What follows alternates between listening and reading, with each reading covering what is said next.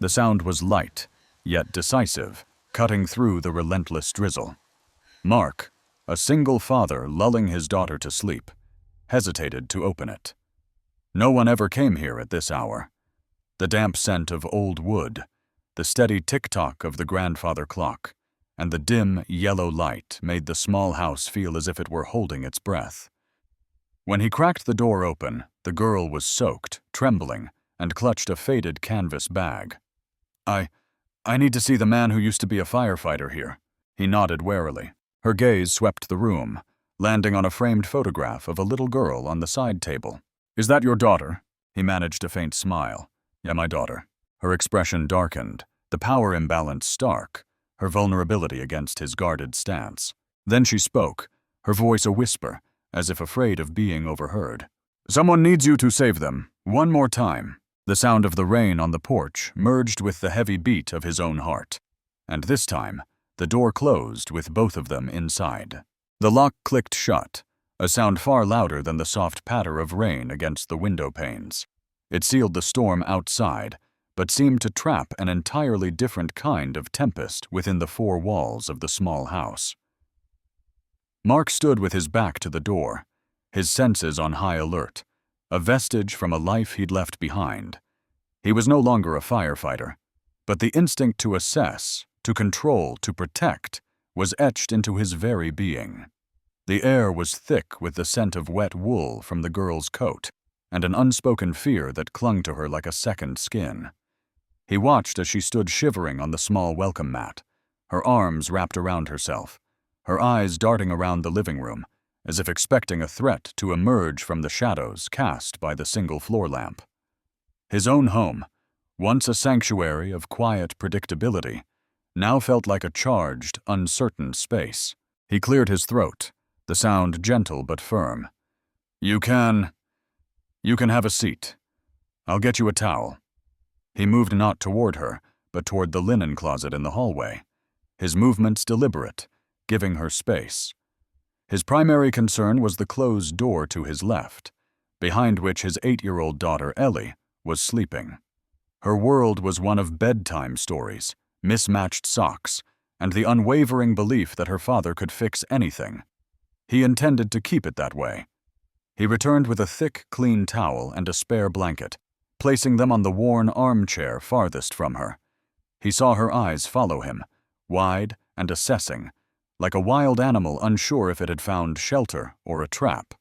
She was young, perhaps in her early 20s, with a face that would have been pretty if it weren't so pale and drawn with exhaustion. "Thank you," she whispered, her voice hoarse. She took the towel but hesitated, clutching the faded canvas bag to her chest. "My name is Lily." Mark simply nodded, not offering his own name just yet. He watched as she finally sat, perching on the edge of the cushion, as if ready to bolt at any moment. As she dabbed at her wet hair, her head tilted, and under the dim lamplight, he saw it for the first time, a thin, silvery scar on the back of her neck, just below the hairline.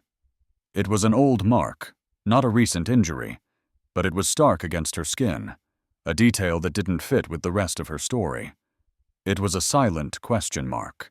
He filed it away, another piece in a puzzle he didn't know if he wanted to solve. He made his way to the small kitchen, his footsteps soft on the aging floorboards. "I'm making some tea. You should drink something warm."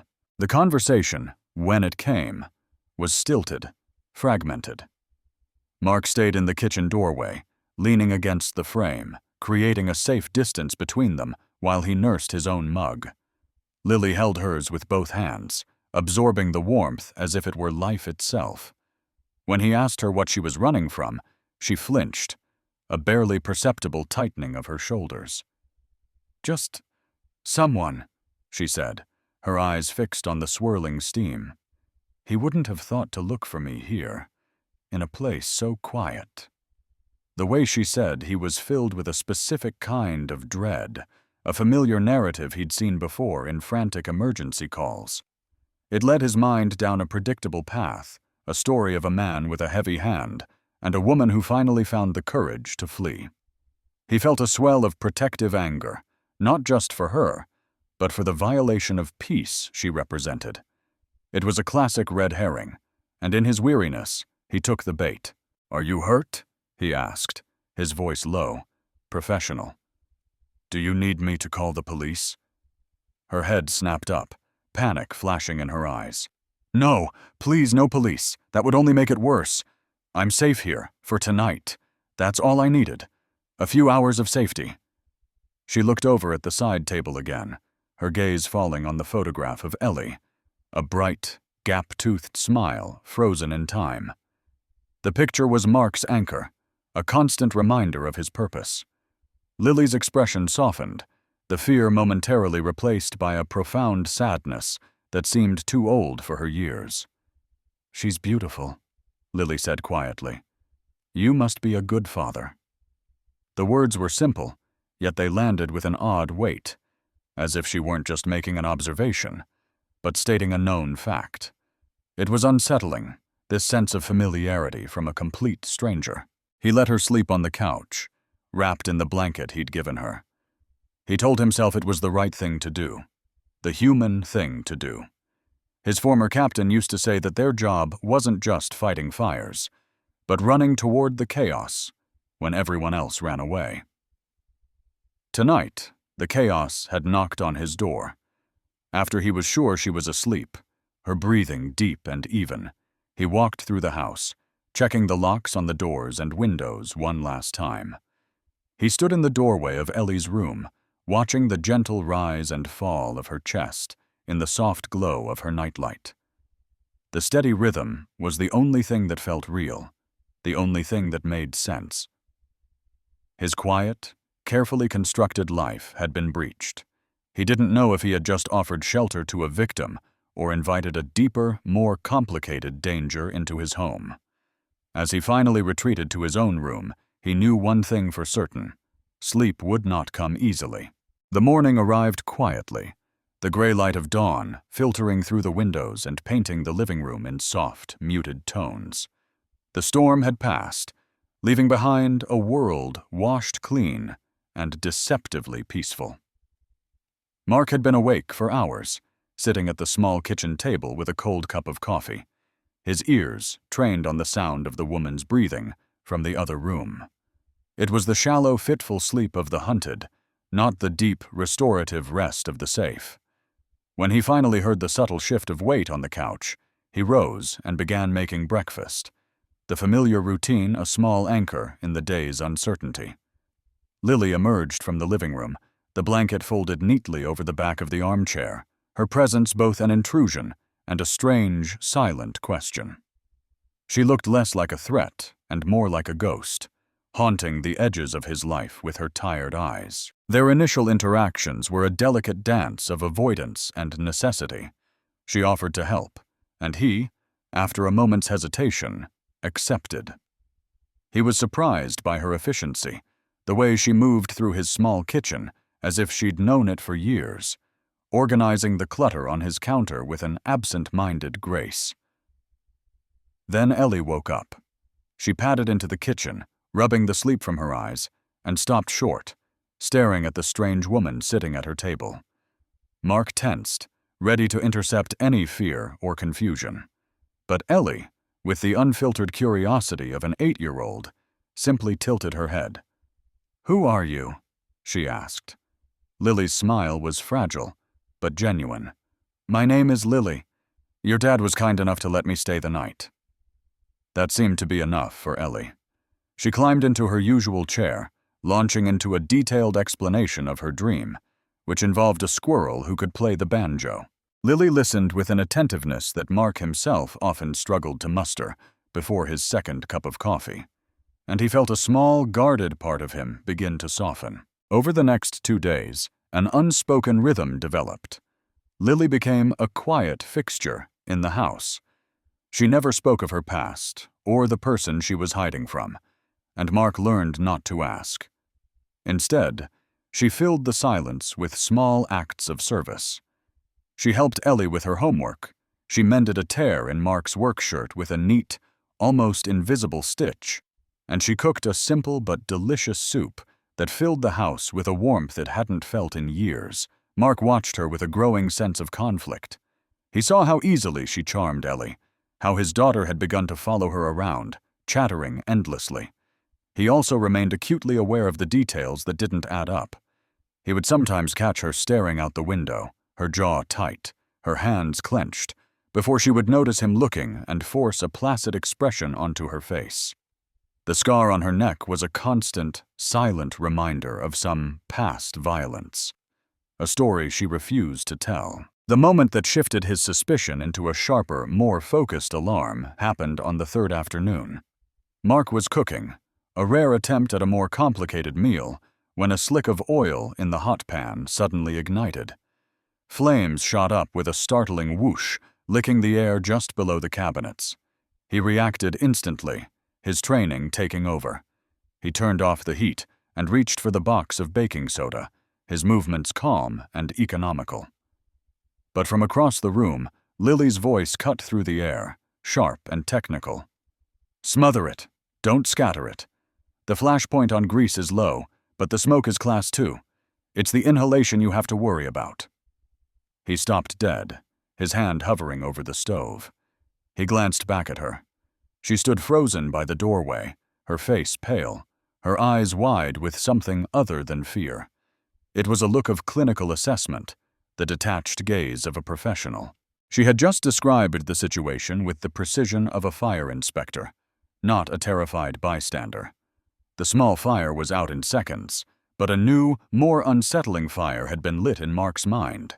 Later that evening, the final piece of the day's puzzle fell into place. He was helping Ellie clean up her drawings from the living room floor while Lily was in the shower. Ellie, on a mission to find her favorite purple crayon, upended her art supply box. When it wasn't there, she looked around, her eyes landing on Lily's faded canvas bag, which sat on the floor by the armchair.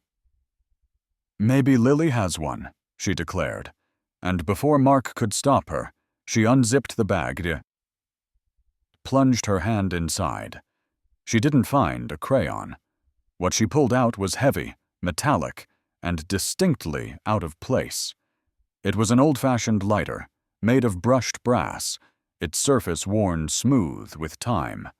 It wasn't a cheap, disposable thing. It had history and weight. Just as Ellie's thumb found the flint wheel, the bathroom door opened. Lily emerged, her hair wrapped in a towel, and froze. Her eyes locked onto the lighter in Ellie's hand, and all the color drained from her face. She moved across the room in 2 quick strides, snatching the lighter from the child's grasp with a sharpness that made Ellie cry out in surprise. "That is not a toy," Lily said, her voice tight and low. She clutched the object in her fist, her knuckles white, before shoving it deep into her pocket. She avoided Mark's gaze, but he had seen it all, the lighter, and the raw, desperate panic it had caused. The stranger in his house had a secret, and he was beginning to believe it had nothing to do with an abusive lover, and everything to do with fire. The fragile peace that had settled over the house was gone, replaced by a quiet, gnawing tension. After the incident with the lighter, Lily had retreated into herself, a ghost of the ghost she had been upon arrival.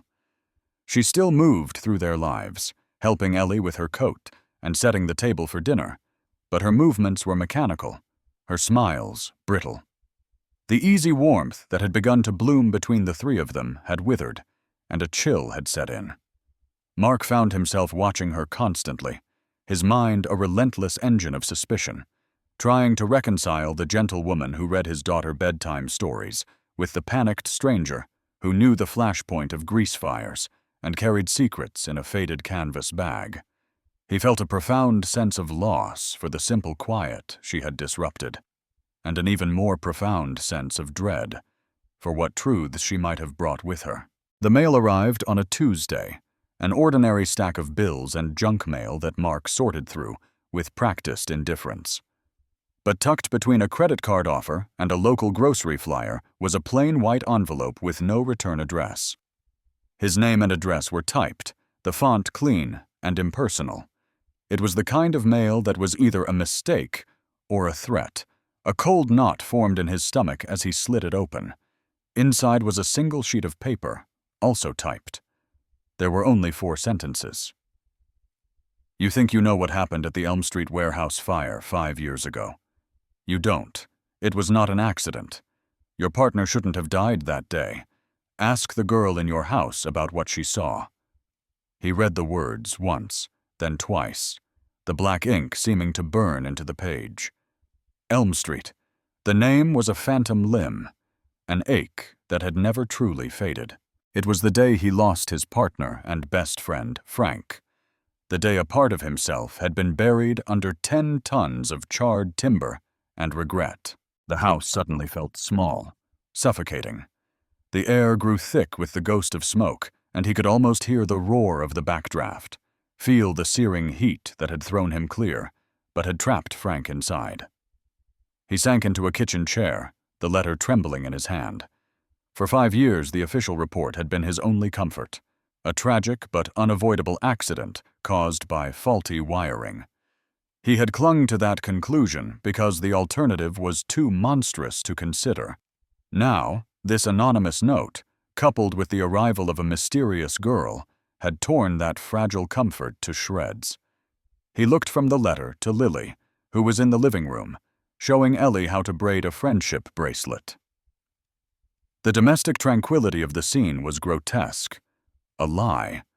Every piece of the puzzle now clicked into a horrifying new picture. Lily's knowledge, her fear, the lighter. He remembered Frank's lighter, a brass one just like it, a gift from his father that he'd carried for years. It was his talisman. He walked into the living room, his steps heavy. He didn't say a word, just held out the letter.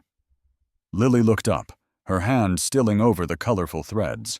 Her eyes scanned the page, and as she read, every trace of color drained from her face, leaving behind a stark, bone-deep terror. She looked at him, her mouth opening and closing silently, no words coming out. It was a confession without a sound. "The lighter," Mark said, his voice a low, gravelly thing he barely recognized. "The one you carry." It was his, wasn't it? She flinched as if he had struck her, a single tear tracing a path down her pale cheek. She gave a small, almost imperceptible nod. That was it. Payoff. The suspicion had solidified into a cold, unbearable fact. The woman he had sheltered, the woman his daughter had begun to adore, was inextricably linked to the worst day of his life. Her composure shattered completely. She shot to her feet, her chair scraping loudly against the wood floor. "I have to go," she stammered, her voice cracking. "I can't stay here. I shouldn't have come." Ellie looked up, her face a mask of confusion and hurt. "Lily, where are you going?" Lily didn't answer. She ran to the armchair and grabbed her canvas bag, her movements frantic and clumsy. Mark stood frozen, caught between the urge to demand answers and the instinct to shield his daughter from the escalating chaos. "Lily, wait," he commanded, but his voice lacked its usual authority. She fumbled with the zipper on her bag, her hands shaking too much to work it properly. With a cry of frustration, she gave up, clutching the bag to her chest as she bolted for the front door. In her haste, something small and heavy slipped from her coat pocket, falling to the floor with a soft, metallic clink. Neither of them noticed. The door slammed shut behind her, leaving an echoing silence in its wake. Ellie burst into tears. As Mark knelt to comfort his daughter, his eyes fell on the object lying near the armchair. It was the old brass lighter. He picked it up, its surface cold against his skin. It felt like an anchor, pulling him back into the depths of that day. He also remembered something else, a detail from the original investigation that had been dismissed. A blurry surveillance video from a camera on a neighboring building, its footage too grainy to be of any use. At the time, it was nothing. Now, it was everything. The silence in the house after Lily's departure was heavier and more suffocating than her presence had ever been. It was a silence filled with ghosts. For 2 days, Mark moved through the motions of his life, making Ellie's lunch, taking her to school, reading her bedtime stories, but his mind was elsewhere, 5 years in the past, in the smoke and heat of the Elm Street warehouse. The brass lighter sat on his kitchen counter, a cold, silent accuser. It was no longer a suspicion. It was a mandate. He owed it to Frank, and now he realized he owed it to the terrified girl who had been forced to carry this burden alone. The period of quiet observation was over. It was time to act. His first call was to a former colleague, a desk sergeant named Peterson, who owed him a favor. He kept his request simple, framing it as a personal inquiry, a need for closure. He asked about the evidence logs for the Elm Street fire, specifically any archived audio-visual materials. Getting access was harder than he'd anticipated. The case was closed, filed away in a deep digital archive that no one had a reason to look at. It took him the better part of a day, navigating a maze of bureaucratic red tape and calling in another old favor. But eventually, he found himself in a sterile, climate-controlled records room downtown, signing a form to take possession of a single mislabeled digital tape. The clerk who handed it to him didn't even look up. To him, it was just another piece of forgotten city data. To Mark, it felt like the most important object in the world. He took it to a small electronics shop run by a tech wizard who specialized in recovering old data. For $100 and a promise of discretion, the man agreed to digitize and enhance the footage as best he could. When Mark finally sat in front of his own computer screen, watching the file play, his initial reaction was one of disappointment. The original investigators had been right. The quality was abysmal. It was a fixed-angle shot from a security camera across the street, the lens distorted by rain and distance. The footage was grainy, the timestamp in the corner flickering erratically. He saw the warehouse as it was, a monolithic brick structure against a dark, rainy sky. For a long time, nothing happened. He fast-forwarded, then rewound, his eyes straining, looking for anything out of place. He watched it a dozen times, the same bleak, empty scene. He was about to give up when his firefighter's training kicked in. He wasn't looking at the fire. He needed to look at the anatomy of the scene before the fire. He slowed the footage down, his gaze fixed on the shadows in the alley beside the building. And then he saw it. A flicker of movement. A figure, tall and wearing a dark coat, emerged from a rear door of the warehouse, a door the official report claimed was rusted shut. The figure glanced around before melting back into the darkness of the street. Less than 2 minutes later, a faint orange glow began to pulse from a lower-level window. The fire hadn't started inside from faulty wiring. It had been set. As he stared at the screen, his heart pounding with a mixture of vindication and dread, he heard a soft sound behind him. He turned, and his breath caught in his throat. Lily was standing in the doorway connecting the kitchen to the living room. She wasn't frantic or frightened anymore. Her face was pale, but her expression was resolute, her eyes holding his with a newfound strength. She carried no bag, only the weight of her story. Her gaze drifted to the monitor, to the grainy image of the warehouse. "I knew you would look," she said, her voice quiet but clear. "I came back because you deserve to know the truth. All of it."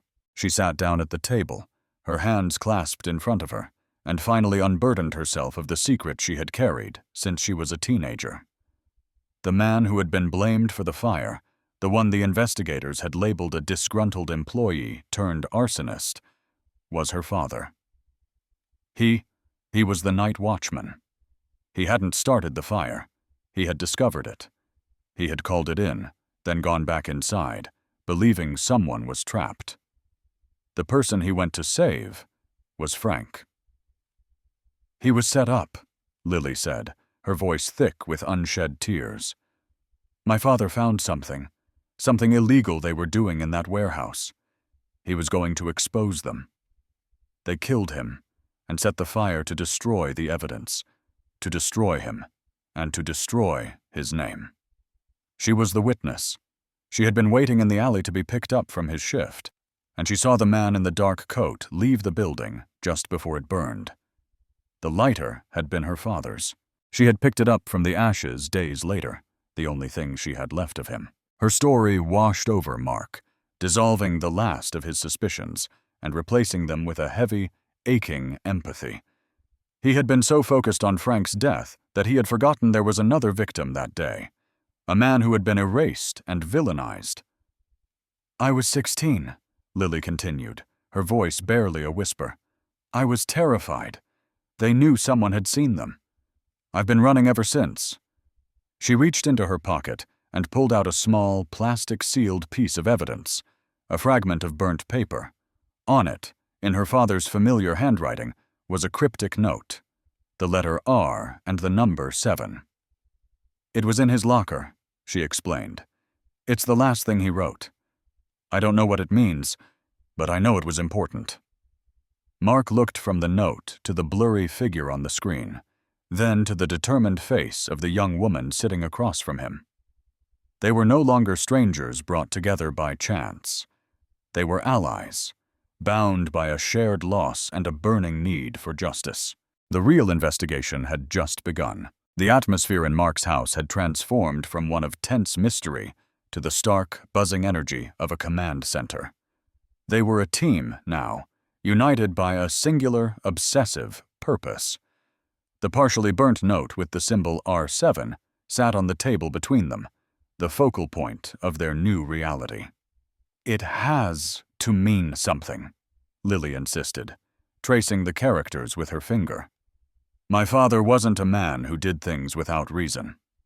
Mark stared at the note, his mind cycling through a decade of fire department protocols, filing systems, and jargon. It felt familiar, a code just on the edge of his memory. He closed his eyes, picturing the chaotic, paper-filled bullpen at his old station, the rows of gray filing cabinets, the color-coded tabs. And then, it hit him with the force of a physical blow. It wasn't a random code. It was a location. "The old system," he said, his eyes snapping open. "Before everything went digital, our internal case files were cataloged by district code and case number. R for records, 7 for the Elm Street industrial sector. R7. It's not just a note, Lily. It's the case file number. Your father was telling us where to find the truth." A jolt of electricity passed between them. The proof wasn't just in a grainy video. It was buried in the official archives. But getting to a 5-year-old sealed file on a closed case was impossible for a civilian. For an ex-firefighter, it was nearly as difficult. He knew he needed help from someone on the inside, someone with the authority and the integrity to reopen a wound this deep. There was only one person he trusted that completely, a man who had been his mentor, his captain, and a second father to him and Frank. The man who had retired a decorated hero shortly after the fire, former Chief Richard Henderson. Arranging a meeting was easy. Henderson, now a philanthropist and local celebrity, was always happy to make time for his old boys. He suggested his private office in the downtown tower that now bore his name. The room was immaculate, a shrine to his own legacy, the walls covered with commendations and photos of him shaking hands with mayors and senators. He greeted Mark with a warm, booming laugh and a firm handshake, his smile faltering only slightly when he saw Lily standing nervously behind him. "Mark, my boy, it's good to see you," he said, his eyes twinkling. "And who is your friend?" Mark made the introductions, keeping the explanation brief. They sat on plush leather chairs that felt entirely too comfortable for the conversation they were about to have. Mark laid it out carefully, logically. He spoke of the tape, the figure leaving the scene, and the anonymous letter. He didn't accuse. He presented it as a disturbing inconsistency he felt compelled to resolve for Frank's memory. Henderson listened with a look of deep, paternal concern. He nodded in all the right places, his expression a perfect mask of sympathy. "Grief is a powerful thing, Mark," he said softly when Mark had finished. "It can make us see patterns that aren't there. We all loved Frank. The investigation was thorough. It was a tragedy, but it was an accident. He was calm, reassuring, everything Mark expected his mentor to be. But then Mark pushed. "The lighter, Chief. Frank's lighter. She has it." He gestured to Lily. "And we have this." He slid the plastic-sealed note, the R7, across the polished mahogany desk. Henderson looked at it, and for a fraction of a second, the mask slipped. It was a subtle shift, a tightening around his eyes, a sudden predatory stillness. It was a look Mark had seen only once before, on the face of a cornered man in a burning building. At that exact moment, Lily let out a sharp, strangled gasp. She was staring at Henderson, her face ashen, her eyes wide with a dawning, horrified recognition that transcended the years.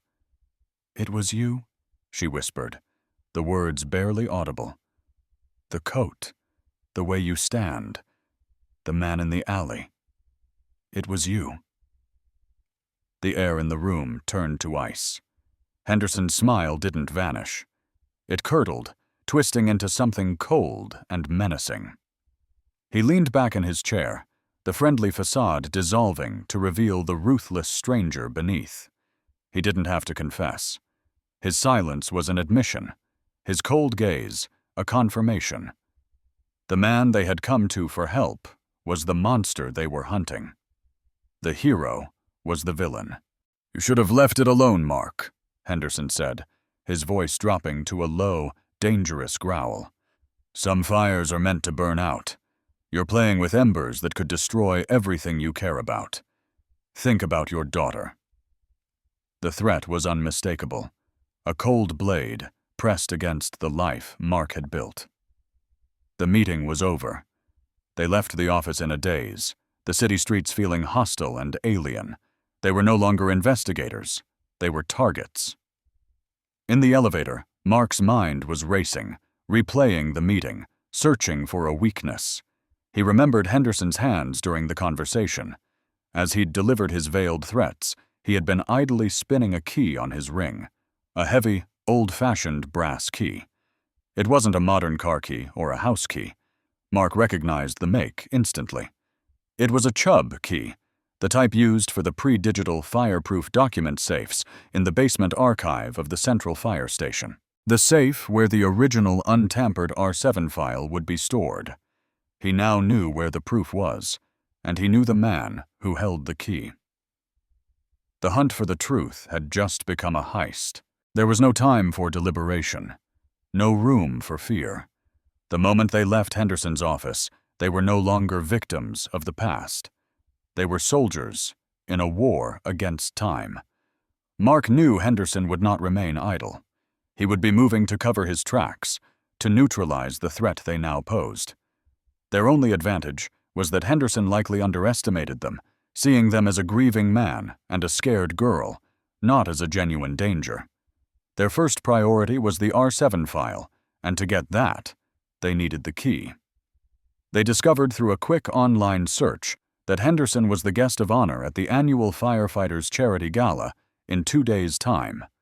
It was a high-profile, public event. It was the perfect stage. Their plan was audacious, bordering on insane. They weren't just going to steal the evidence. They were going to deliver the verdict themselves, in front of the entire city. The first step was the riskiest. They shadowed Henderson for a day, a nerve-wracking exercise in stealth. They learned his routine, identifying a small window of opportunity at the quiet cafe where he took his morning coffee. The plan was simple, relying on precision and luck. Lily, disguised in a heavy coat and sunglasses, would create a diversion, a staged stumble that would send a tray of drinks crashing to the floor near his table. In the ensuing chaos, Mark, seated at a nearby table, would have seconds to lift the key ring from Henderson's jacket, which was draped over his chair, press the Chubb key into a pre-softened block of wax concealed in his palm, and replace the ring without being seen. The execution was terrifyingly flawless. For a breathless 10 seconds, Mark held the man's power in his hand. the cold brass key leaving its perfect impression. He had the blueprint. By midday, a locksmith had cut them a perfect, untraceable copy. That night, Mark returned to the place that had once been his second home. The central fire station was a fortress of memories, each hallway and stairwell familiar, yet now alien and hostile. He used his old expired ID at a side entrance he knew had a faulty sensor, his heart hammering against his ribs. He moved through the darkened building like a ghost, his knowledge of the shift changes and blind spots his only protection. The basement archive was just as he remembered, cold, silent, and smelling of aging paper and dust. He found the row of old document safes, monolithic steel beasts from a bygone era. He found the one labeled with the correct alphanumeric sequence. The copied key slid into the lock and turned with a smooth, satisfying click. Inside, nestled among dozens of other files, was a thick manila folder labeled R7. His hands trembled as he opened it. It was all there. The original suppressed report from Lily's father detailing illicit chemical storage. The dispatcher's log, showing her father's call, had come in a full 10 minutes before the official fire alarm. And the final, damning piece, a signed order from Henderson himself, overriding the initial findings and sealing the case under the false, faulty wiring conclusion. He had the truth in his hands. The gala was an ocean of tuxedos, glittering gowns, and flashing cameras. The city's elite had gathered to celebrate their hero. Mark and Lily, dressed in nondescript black uniforms as hired event staff, slipped through the crowds, their faces grim and determined. Their target was the audiovisual control booth overlooking the grand ballroom. They used their fabricated credentials to gain access, telling the harried technician they were there to assist with the tribute presentation. With the technician distracted, it took Lily less than a minute to insert a USB drive into the main console and reroute the projection feed. They were in control. They waited, hidden in the shadows of the booth, as the ceremony reached its peak. Richard Henderson walked onto the stage to a thunderous standing ovation. He approached the podium, his face a perfect picture of humble gratitude. He began his speech, his voice smooth and resonant, echoing through the silent ballroom. He spoke of courage, of brotherhood, and of the sacred duty to protect the innocent. He paid tribute to the heroes who had fallen in the line of duty, and he invoked Frank Miller's name, calling him a dear friend and a true hero lost in a tragic accident. "It is in his memory," Henderson declared, his voice thick with false emotion, "that we must always strive to—" His words were cut short. The massive screen behind him, which had been displaying his beaming face, suddenly flickered and went dark. A collective gasp went through the crowd. Then a new image appeared, the grainy, black and white footage of the Elm Street warehouse. The room fell into a stunned silence, broken only by the low hum of the recording. They watched, mesmerized, as the dark-coated figure emerged from the back door. In the control booth, Mark zoomed in, the enhanced footage making the man's features brutally clear. It was a younger Richard Henderson. The video ended, and before the shocked whispers could erupt into a roar, images of the documents from the R7 file flashed onto the screen, the suppressed reports, the altered timelines, the forged signatures, all under Henderson's name. A single, clear voice then cut through the silence. Lily, her hand shaking, had taken the booth's microphone. "That man," she said, her voice amplified throughout the hall, trembling but unbroken, "murdered my father, Michael Vance, and he is responsible for the death of firefighter Frank Miller." On stage, Henderson stood frozen, his face a mask of disbelief and rage, exposed and humiliated in the glare of the spotlight he had so carefully cultivated. Chaos erupted. Uniformed police officers, alerted by an anonymous evidence package Mark had sent them an hour earlier, began moving through the panicked crowd toward the stage. The reporters' cameras, which had been there to capture a celebration, now flashed relentlessly, capturing the downfall of a hero and the raw, beautiful face of justice. Amidst the pandemonium, Mark and Lily slipped out of the booth and melted away into the night, leaving the firestorm of truth to consume the man who had started it all. 1 year later, the rain fell again. It was a soft, gentle autumn rain, the kind that whispered against the windows rather than lashing at them. Inside the small house, the light was warm, and the air smelled of baked chicken and cinnamon. The silence was no longer heavy with unspoken fears, but was a comfortable, lived-in quiet, punctuated by the murmur of a television and the scratch of a crayon on paper. The ghosts had been exorcised, not just from the house, but from the hearts of the people within it. The public downfall of Chief Henderson had been swift and total. Faced with the undeniable evidence from the R7 file and the power of Lily's story, his network of allies had crumbled, leaving him to face justice alone. His conviction had brought a necessary legal closure to their ordeal, but the true healing had taken place here, within these walls, in the quiet days that followed. Lily, no longer a fugitive from the past, had found a new purpose in its ashes. She had enrolled in community college and was now a certified fire safety educator. She spent her days visiting schools, her gentle demeanor and profound understanding of the subject making her a favorite among the children.